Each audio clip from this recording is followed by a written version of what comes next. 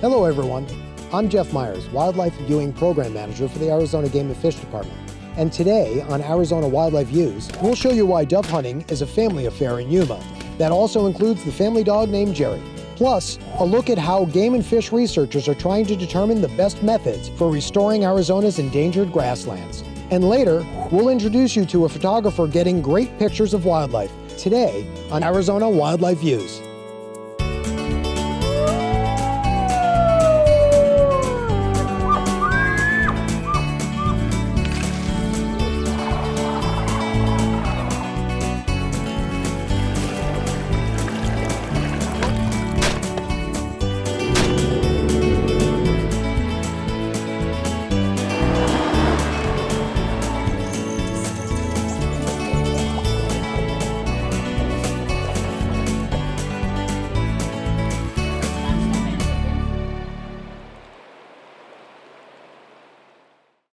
Arizona Wildlife Views is brought to you by the sale of hunting and fishing licenses and the Heritage Fund, lottery dollars working for wildlife. Some projects made possible by the Sport Fish and Wildlife Restoration Fund. Hello and welcome to this edition of Arizona Wildlife Views. When it comes to dove hunting, Yuma, Arizona is the place to be come opening day in August. Video producer Sean Gates shows us how one family, along with their unorthodox retriever dog Jerry, is making this annual hunt a family affair. Nice cooler day today. Yeah, that's the super awesome part. Yeah, exactly. Opening day in Yuma. Arriving early to get a good spot is critical. But just how early is early? That's our secret sauce. According to Paul Healey, Let's just say early. We come down here a couple days beforehand and do a little scouting and kind of get a feel for the landscape and where the birds are at. We come out here and just spread out, try and get our spots, stake our ground, and you know, when you're an outdoorsman, a lot of people are like-minded, so everybody's very respectful of the space and where to hunt, and just basic hunter etiquette. as the sun rises, the doves start falling over Yuma's fields. Another typical opening day for the city considered to be the dove hunting capital of the United States. What is anything but typical is who Paul Healey has helping him. Sure, say hi. Sits. This is Jerry, it's his fourth season. He's a Labradoodle, not bred for this. With a little bit of obedience training and a little drive for fetch, he's been able to pick it up. Here. Find it, Jerry. Don't try telling Jerry he's not a retriever. He's happy to prove you wrong. Even though the Healey brothers are familiar with opening day in Yuma, they have a routine in place leading up to the big day that includes a stop at one of Yuma's best-known landmarks. We always check with the boys over at Sprague's. I remember going down there when I was 7, and it was the front store, and just have really fond memories of going in there for over the years that I've been coming down here. Years of experience help determine the right tools for the job. I shoot a Benelli, Montefeltro silver, 20 gauge. There's this many birds, open cylinder. Sure. Good boy, Bubba. For Tim, John, and Paul Healey, the Yuma Trek has become a family tradition. First opening day was 1969 when I was 4 years old. That was in Blythe with my grandpa. Been coming down here since 1983, and I have not missed a year since 1969. It's a great tradition for my brothers and I, and now it's just trickled down to my son Reese, and my daughter comes out whenever she can. For our family, this is probably the one thing that us 3 brothers do every year. It's a bond that we've shared together. It started with our grandpa. They brought me down here. It's been a tradition that we've shared together as brothers every year. It's magical. It really is. You know, we just love coming out and sitting around here at 2, 3 o'clock in the morning and just drinking coffee and talking about old times and telling lies. So, yeah, good times.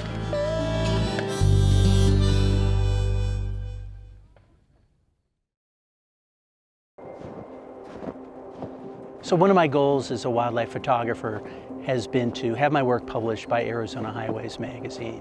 This year I was honored to have 2 of my photos recognized as finalists in their annual Wildlife Photographer of the Year competition.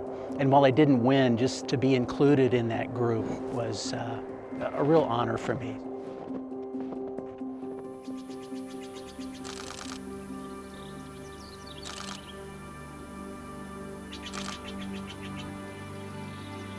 Wildlife photography is an important part of my life. It allows me to stay connected with nature.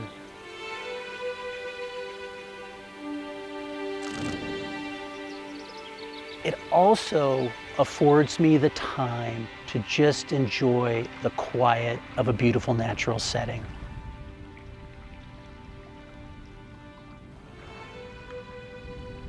Bill Ferris is an amateur wildlife photographer who lives in Flagstaff, Arizona. Flagstaff is a fantastic place for wildlife photography.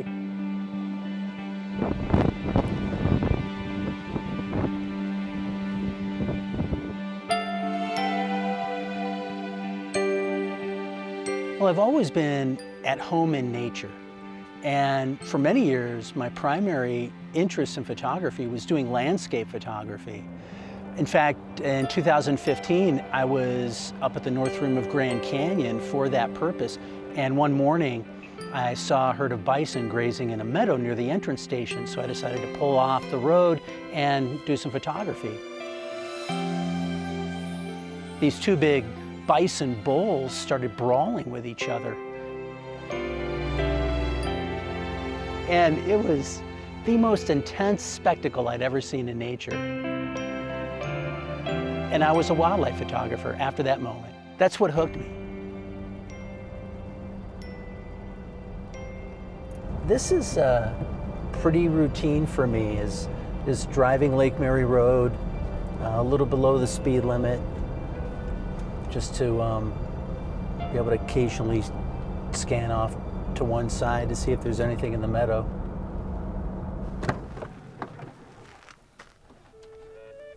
In the summer and winter of 2021, Bill took us to a few of his favorite places to find and photograph wildlife.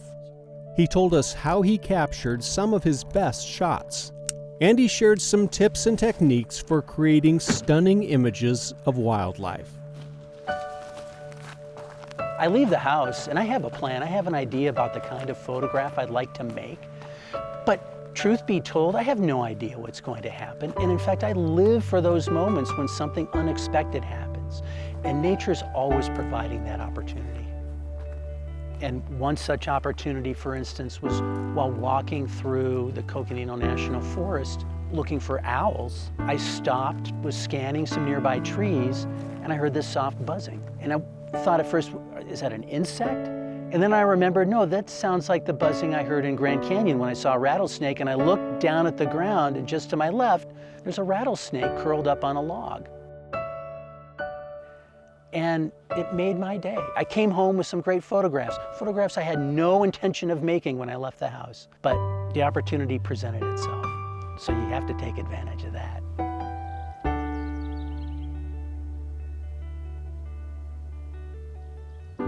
So I came out this morning thinking that with the water and the green grass, there might be some elk grazing here just before sunrise. Turns out not to be the case, but that is wildlife.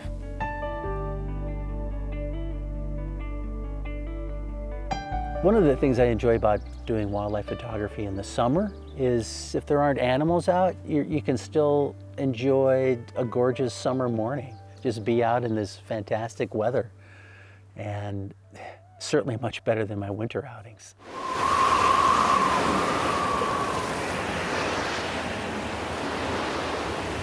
The wildlife aren't out and roaming about and grazing under brutal conditions. They're smart. They're smarter than me. I'm out looking for a place to photograph wildlife, and they might be observing me from wherever they're taking shelter and saying, what's that stupid human doing out in this weather? So we're at Mormon Lake, Arizona, and that's just about half an hour, 45 minutes southeast of Flagstaff. We just got about 8 inches of snow over the last 3-4 days. The sun's out, the storm has passed, the sun is out. It's cool and crisp and there's a breeze. It's fantastic. The world has such just almost like a born today look to it when you're out in new fallen snow. I'm looking for 3 things. Number 1 is good light, and so I'll look for a location where I can set up and have the sun behind me. And the second is a place that has some reasonable natural cover. So using a tree or using branches or using other growth to help conceal me, to help me blend in. And it's not about being invisible. Being discreet in the presence of animals is about, number one, not moving, because they'll detect motion, they'll detect movement, they'll detect sound.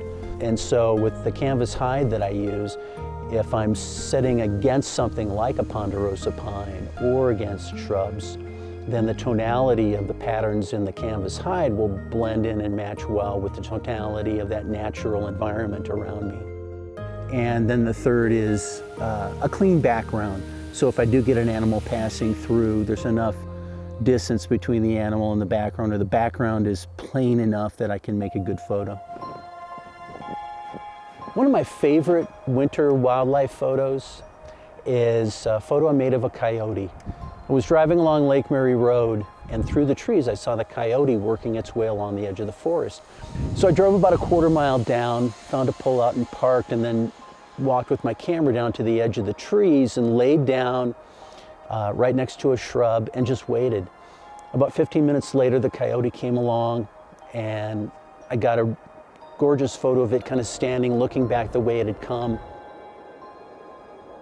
One of my other favorite winter shots is of a great blue heron that I saw that was fishing in a pond in the village of Mormon Lake. And I just pulled over and rolled down the passenger side window of my car and used my car as a blind. And there was a snowfall going on. It was just fantastic conditions. Anytime you can make the weather part of the story of a photograph, it adds some drama, it adds some personality to the image. One of the challenges with this kind of photography is filling the frame with your subject.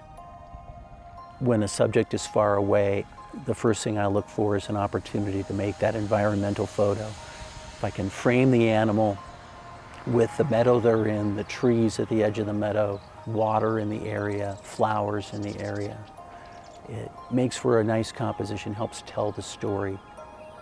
The most important element of any great photo that's ever made isn't the lens, isn't the camera, it's what's going on about 3 inches behind the viewfinder, right up here. It's the creativity the person brings to the photo opportunity, their ability to find a new way to tell the story of that subject that will capture the viewer's interest.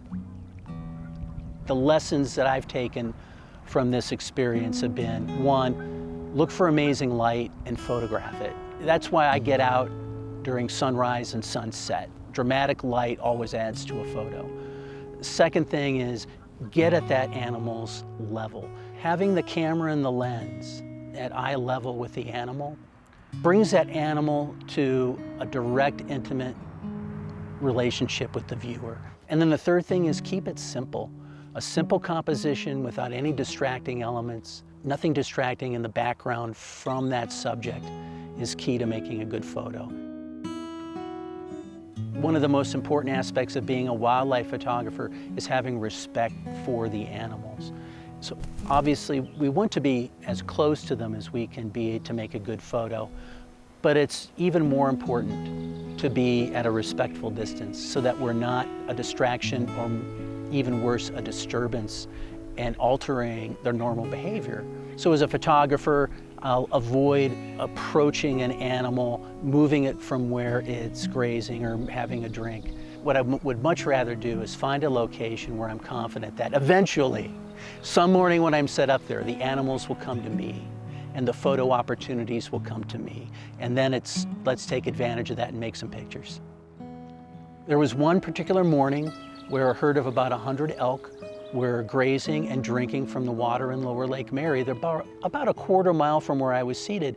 And this young elk bull and cow left the herd and started making their way through the meadow in my direction. It's a real challenge to photograph a herd of 100 head of elk and to do it in any meaningful way that tells a story about the herd. But to have that young bull and cow couple in the foreground with the herd subtly out of focus in the background, I think just makes a great image, tells a great story about that moment. Oh yeah, so they're Canada geese. So for the person who's just exploring a new interest in wildlife photography, the tips I would give that person are, one, don't worry about needing the most expensive camera or lens in order to make great photos. Use the camera and lens that you have now. Number two would be get out as often as you can. And while you're out, pay attention. Find out where the animals go and when they're there. As you learn more about your subject, and about where the good light is, and where the interesting activity is, then you're empowered to know when to get out and to make those photographs that will stay with you as treasures through the rest of your life. So I'm walking through this forest and I hear off to my right the sound of an obviously large animal. A moment later I see a mountain lion leap across the road I'm on. And let me tell you, it was no farther from me than you would be from your living room, standing in your kitchen looking towards your living room. I just instinctively, as soon as I saw the animal, picked up the camera. In about a second and a half, I made, I think it was 12 exposures. And this photograph is the one photo where you can see the entire body of the mountain lion and he's in focus. No, this is not an award-winning photograph, but this photograph will always have a place in my heart. I could have been breakfast, but I wasn't, so it was a good day. There's plenty of good days and magical moments when the unexpected happens. They're part of the allure of the outdoors that keeps Bill Ferris coming back for more. Absolutely, it's the magic. And it really feels like that because it's the way that moment makes me feel. And it gives me a feeling like I rarely have, except when I'm in nature, around wildlife, and they're doing something spectacular.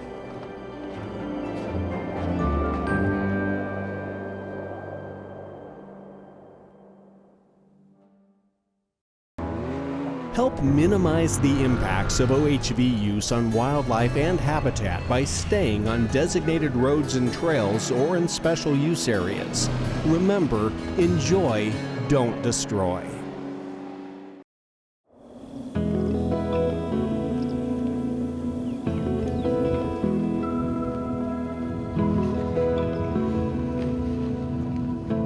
Half a meter, 1 meter. Measuring, 15. counting, and identifying plants. 7 is early, move, and soil. These researchers from the Arizona Game and Fish Department are in southeastern Arizona, collecting data about the health of grassland habitats.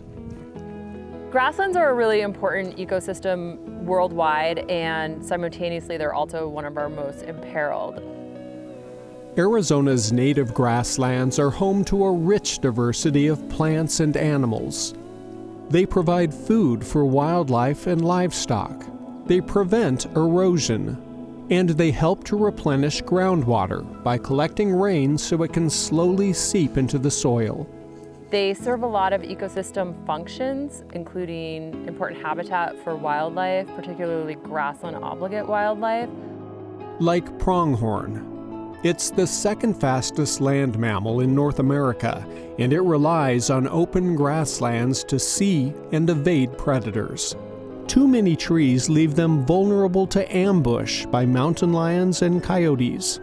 Unfortunately, trees are taking over in many grassland habitats. Here in southern Arizona, one issue with grasslands is woody plant encroachment, and so this velvet mesquite here is sort of our prime problem down here. It's a native species, but after wildfire suppression, some unregulated grazing, drought, it has really taken off and expanded its range. It is great at surviving. It has these fantastic roots that are able to suck up a lot of water and prevent other vegetation species from accessing that really important resource. And I would say this is fairly light mesquite encroachment. It can get much thicker than this. Restoring grasslands by removing trees is a common approach to the problem. It can be done with fire, chemicals, or by grubbing, which uses heavy machinery to rip trees from the ground, roots and all. We, the Arizona Game and Fish Department, as well as a lot of land management agencies and private landowners, put a lot of time and money into grassland restoration. And so we have a real interest in knowing if certain of those techniques are more effective as well as more cost effective to restore our native grasslands. That's why they're conducting this research, to find out which grassland restoration techniques work the best and last the longest. So we've been finding different sites that have been treated with different restoration techniques. So this plot is part of a site that was grubbed or extracted in 2015. They survey each of these sites using a variety of methods. One of them is line point intercept, where we lay out 50-meter transect tapes, and then we go along, and at every meter increment, we put down a pin. And basically identify each plant that the pin hits in consecutive order. So at the very beginning, I'm hitting layman's love grass up top, and the code for that is early. And we take note of each species that pin intercepts, and then also the ground cover, because the ground cover can tell us something about erosion potential. And sometimes, it may go through and it may just miss everything, and that would count as nothing in soil. A-rad. Oh, I got chinny too. Another technique we use is called a species inventory. So that's just a simple, 15-minute search. They log every type of plant they find on a subplot of the site they're surveying. So that will tell us something about species diversity, species richness of everything, that's on the plot. 0.83 high. We're also doing tree density surveys. 1.89 height, because a lot of the focus and impetus on grassland restoration is removing some of these woody species. 2.17 width. We have subplots within our larger plots, and we're simply going through and inventorying the number of trees and the size of the trees in there, and then also whether they're alive or dead, so we can get at mortality. Ooh, another black widow. And then lastly, we've incorporated a visibility metric, because some of these grassland obligate species, particularly pronghorn, they really depend on having long sight lines to feel comfortable in habitat. Do 8. So for that, we're using what's called a Robel pole. So we have an observer and a person that is holding a pole, and the observer is simply counting, what proportion of lines they can see along that pole, and that will get a sense of the proportion of visibility of each site.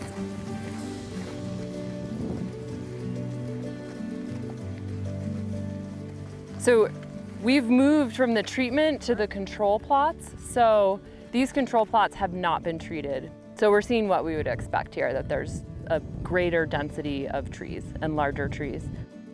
And we've also taken great care to match our treatment and our control sites in terms of ecological potential, meaning that they have, the same soil type, same slope, same aspect, same elevation.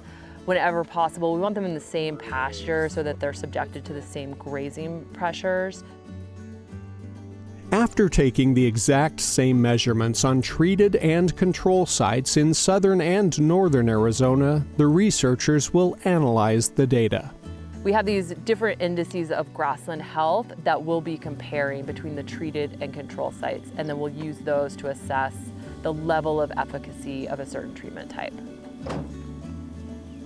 We can do this research, and then hopefully, it can inform decisions by land managers and help us allocate our very, limited human and financial resources.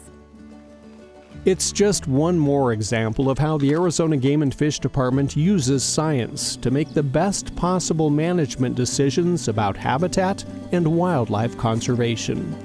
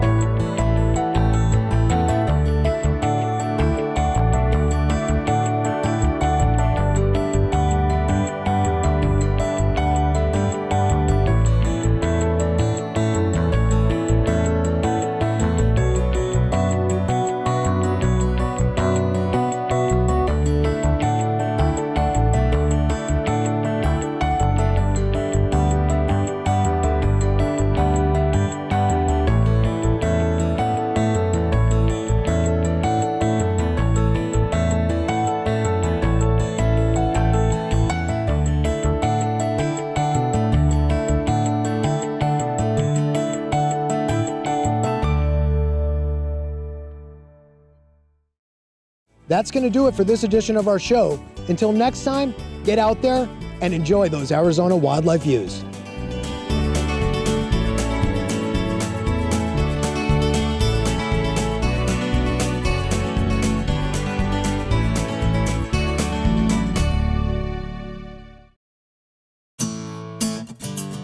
To subscribe to Arizona Wildlife Views magazine, which includes the Arizona Wildlife Views calendar, visit www.azgfd.gov/magazine.